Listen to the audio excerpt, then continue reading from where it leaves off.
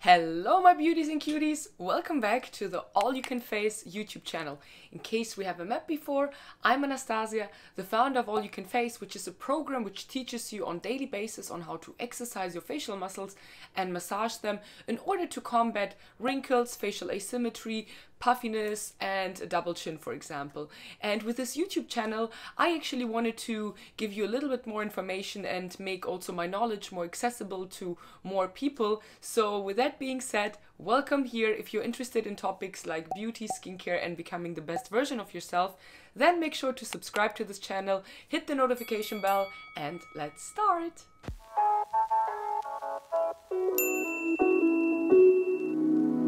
And today I would love to talk about the history of face yoga. And you probably think, oh my god, another history lesson, but wait a second, it actually is quite interesting because it is said that 5,000 years before Christ, there has been something going on like face yoga, face exercises, and generally like manipulating the facial muscles. And I think this is actually quite interesting because this technique is not really known nowadays, because we want to get this quick fix. We want to get like some injections, we want to get like some topical treatment, but actually the real secret is, in order to look youthful and beautiful on the outside, you need to look beautiful and youthful on the inside. And what is inside or beneath our skin? This is our muscles. So without further ado, let's start and dive deeper actually. Where does this techniques coming from and who actually was first discovering all that? Well, it is known that actually the Egyptian queens already used natural oils, aromatherapy to really make themselves more beautiful and stay youthful for longer. And actually Cleopatra herself wrote about beauty, and it is known that she was one of the first proponents of facial exercises. So there you have it. And then of course we have completely the other part of the world, which is China and traditional Chinese medicine, which was already established thousands of years ago, and especially like people in the upper class, like the certain dynasties, the females were using jade rollers and gua sha. And those jade rollers and gua shas, as already the name said, were made out of jade, not to only give your skin a cooling effect, but also to really enhance lymphatic drainage, blood circulation, and also to massage certain meridians in the face and body to activate acupressure and its holistic approach onto your body and health. And not only to beautify their face, but also to release tension and to make their energy and blood flow and therefore their chi, so the life force and the energy. And this is really interesting because of course like all these gua shas and jade rollers are really popular right now, but they are already around for thousands of years. And I think also this is like a testament that they stood the test of time and are actually really resourceful when it comes to your beauty. So how actually did facial exercises become part of the yoga culture? Around 5,000 years before Christ, Hatha Yoga came into place, or people developed that method. Actually, some sources even say it's 10,000 before Christ, but that I cannot really tell.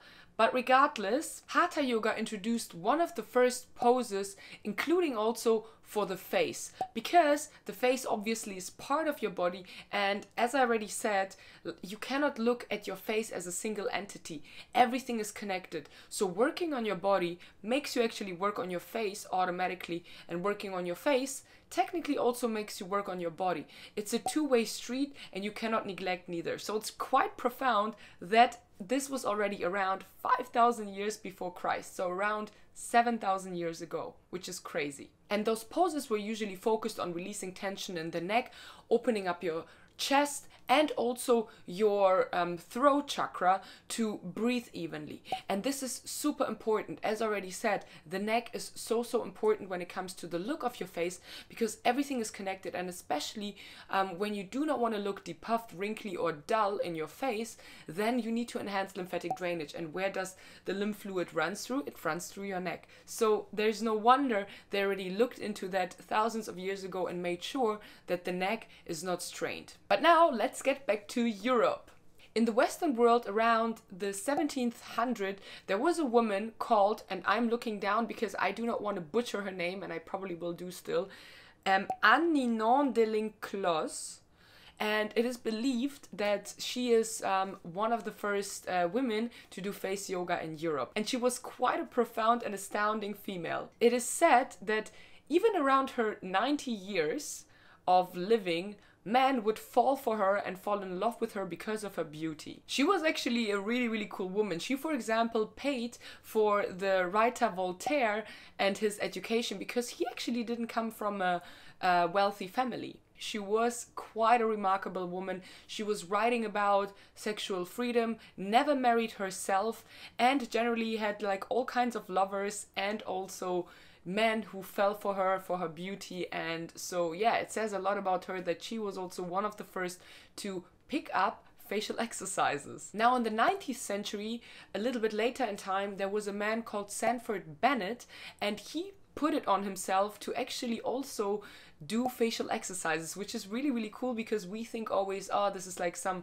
female domain, but obviously men and women have equally alike facial muscles, so of course it's absolutely also for guys. And in fact, Sanford Bennett was someone who actually suffered from health issues and really like wasn't feeling well in his body, and he really put it onto himself to learn more about the physique of the body and face, and also teach himself all kinds of really interesting methods to become younger. And one of his most popular books actually at that time was Exercising in Bed, which I actually have. I mean, I do think I have literally every book out there on face yoga, but I'm currently in Paris and a lot of books of mine are also in Germany. But yeah, this one I have, and you can literally learn how to do certain exercises out of bed, including facial exercises.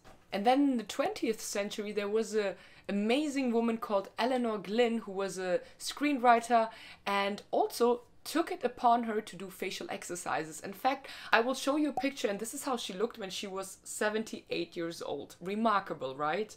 And this is everything before Botox, before any commercial treatments was out there. And yeah, you can achieve this beauty without any injections and with any surgery, even though again it's your body and your choice and you need to make your own decisions when it comes to that. So with face yoga, I actually just want to give you an alternative which is out there if you are not a fan of needles or knives. And no wonder with this beauty, Elinor was one of the pop icons of the 20th century. And then we have someone called Jack Lalanne, and he was a bodybuilder and also took upon the quest to do facial exercises, because obviously it makes just sense to work out the body and the face equally. And this guy is really cool because you can even see some videos on YouTube about him. He had like a really strong personality and was also like a really smart businessman, because he came up with the first protein bars, protein shakes, and yeah, like a really interesting and smart guy. In fact, he beat Arnold Schwarzenegger when he was 50 years old at a competition when Arnold was only 21 years old, which is crazy, right? And he understood obviously the holistic approach, looking into diet, looking into your body and face, and also well-being.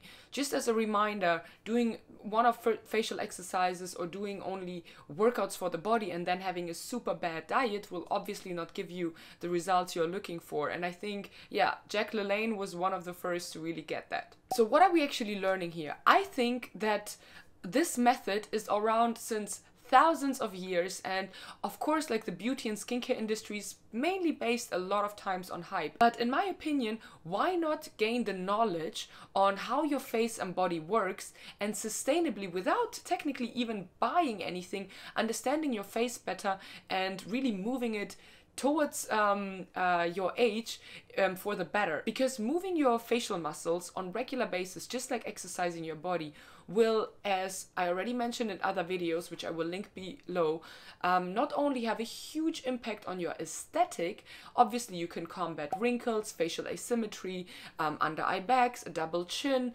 and jowls, all kinds of other things. You can lift your eyes a little bit more, make your eyes open. Check out the before and after pictures actually at allyoucanface.com or on the Instagram page where I show them regularly. But this is I think incredible, because this technique is around for so many years and it's kind of forgotten. We are so focused on injecting something, putting a cream on top, but think about it. Your skin is just a tiny layer on top of your muscles, fat and bone. And imagine a couch.